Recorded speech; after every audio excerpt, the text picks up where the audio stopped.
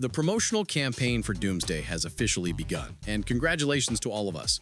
The first beat dropped with a bang. The same insider who previously posted 100% real photos of Daredevil's black suit from Season 2, as well as unseen images from Season 1, suddenly claimed he had seen a shot of Steve Rogers from Doomsday holding Mjolnir. Marvel deleted his tweet in under 20 minutes and then quietly removed everyone who tried to search for the picture. Some people say they managed to track it down, and we also found something similar.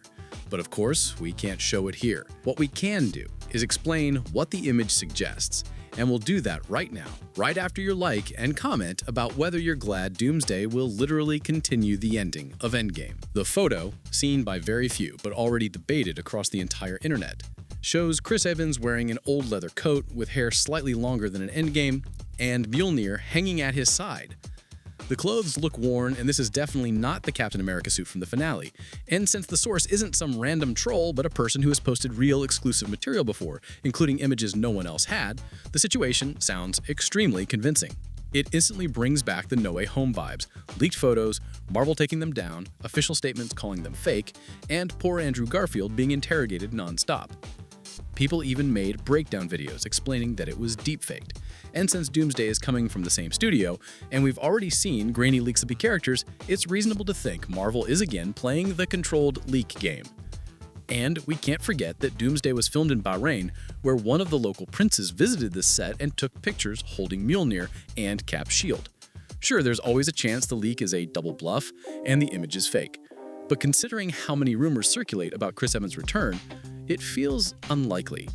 At the very least, it fits perfectly with the Russos' hint that Doomsday would act as a direct continuation of Endgame, not just another entry in the multiverse saga. And if the photo is real, the mechanism becomes obvious. Steve Rogers is pulled straight out of his mission to return the Infinity Stones. At that point, he was still in top shape, wielding Mjolnir, and coming off an entire series of unseen adventures. Marvel originally even planned a series about that journey, and Chris Evans reportedly agreed.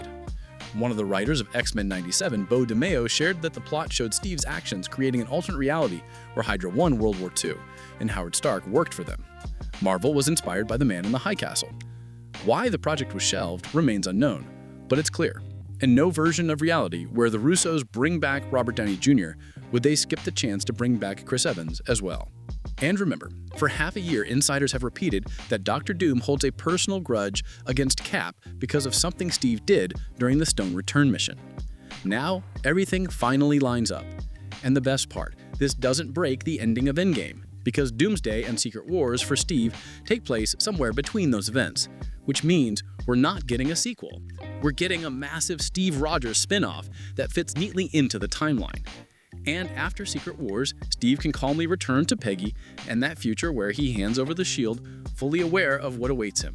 No paradoxes, no contradictions. And the key point, if all of this is actually true, is that we'll most likely learn it right at the beginning of the film. And the opening scenes are exactly what studios tend to use in their first trailers and promo pieces. That's another hint that many of these leaks might be intentionally staged, and Marvel, just like with Spider-Man, is slowly warming up public interest. But we are interested in something else. In that canceled Captain America series, we, along with many others, predicted that the villain would be the Hydra version of Cap. And if Marvel really adapts part of that storyline, Hydra Cap might easily show up in Doomsday. Insiders already claim Chris Evans will play 3 separate versions, one with Mjolnir, another as Hydra Cap, and a third one kept secret. To be honest, it sounds like a fantasy, refined after the fact but not completely unfounded. Another leak from the same insider, who posted the Daredevil photos, says Dr. Doom's suit in Doomsday will look exactly like the one shown at the Shanghai Disney Expo. We already covered the HD art in our previous video. Now, Collider has confirmed the date of Doom's first official reveal. The trailer, as expected, will drop on December 19th alongside Avatar 3. And a second one will reportedly premiere with Spider-Man 4.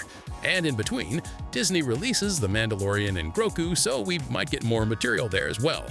What matters is that almost all early rumors are slowly proving accurate. Marvel released the trailer for Infinity War less than 6 months before the premiere.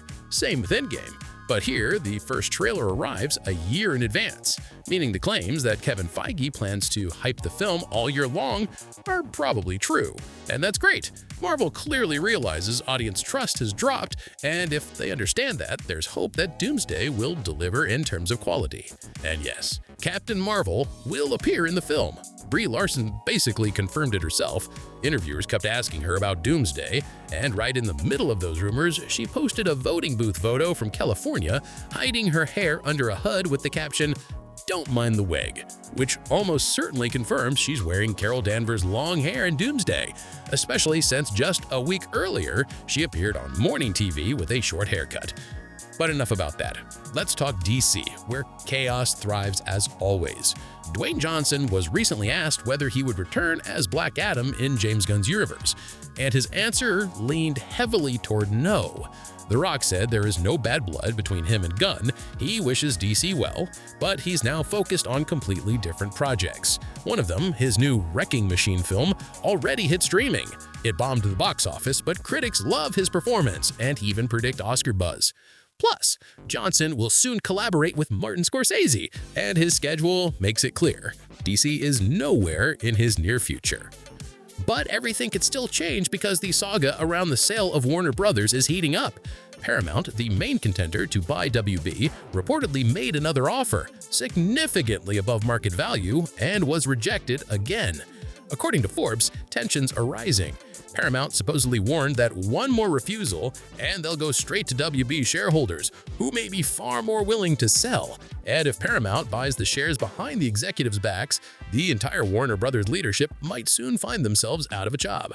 And that matters to us because the person running DC right now is James Gunn. Rumors that Paramount might bring Zack Snyder back are of course fantasies created by particularly imaginative fans, but there is a detail worth noting. Paramount is controlled by the Ellison family, and its head, Larry, is one of the wealthiest people on the planet. Even more importantly, he's closely connected to people in Donald Trump's circle. Without diving into politics, the current US administration reportedly has certain expectations, and according to insiders, Paramount is following those expectations so zealously that they've compiled an internal blacklist of actors and directors they refuse to work with. At the top of that list are those who signed an open letter calling for a boycott of Israel's film industry. Names like Emma Stone, Javier Bardem, Joaquin Phoenix, Andrew Garfield, and David Corenswet, the actor playing the new Superman. This information isn't fully confirmed and there's a small scandal around it, but we're not gonna wade into political debates. The point is, if Paramount actually enforces such drastic policies, both James Gunn and Corenswet could end up at risk. The chance is tiny, but it exists. And what happens to DC after that? No one knows, unless, of course, Warner Bros. Is bought by someone else, for example, Universal. Reportedly, the studio behind Fast and Furious hired a team of consultants and bankers to explore a potential acquisition of WB. The companies have already collaborated on Harry Potter, and politically things are much calmer there. The financial issue, however, is that Universal's parent company, Comcast, isn't much bigger than WB, so we're likely talking about a merger. And considering how boldly Warner Bros. Keeps rejecting generous offers from Paramount, it's clear they want a higher price, which brings Netflix, Apple, Amazon, and any other deep-pocketed giants into the arena. Sources say all interested buyers have set a mutual deadline, December of this year, meaning the conclusion of this saga is coming soon, and it's far from guaranteed that James Gunn's DC universe will survive the sale unchanged. Fox didn't survive its acquisition by Disney after all, not even with Deadpool's success. Gunn himself refuses the comment and says he's fully focused on filmmaking. From recent updates, he said in an interview that he sees absolutely no problem with having two Batman at once. The journalist again asked whether he plans to fold Pattinson's Batman into the main universe, and Gunn indicated he dislikes that idea. He explained that hardcore fans often invent problems where none exist, while regular viewers would happily enjoy two different Batman on screen and may even welcome the extra content about the Dark Knight. It's possible Gunn already made his choice internally. And that brings us to the rumor that he has already cast Brenton Thwaites, or Brenton Sklenner, as Batman, just waiting for the right moment to announce it. and I have a feeling November is the calm before the storm. December already guarantees the Doomsday trailer. Amazon is bringing Nicolas Cage's noir Spider-Man to Comic-Con São Paulo on the 4th. DC clearly can't afford to fall behind the hype train. So who knows, maybe they'll announce Batman or at least drop the Supergirl trailer. So don't forget to subscribe, turn on notifications, and follow our updates. That's all for me. Thanks for watching, and see you at the next leak.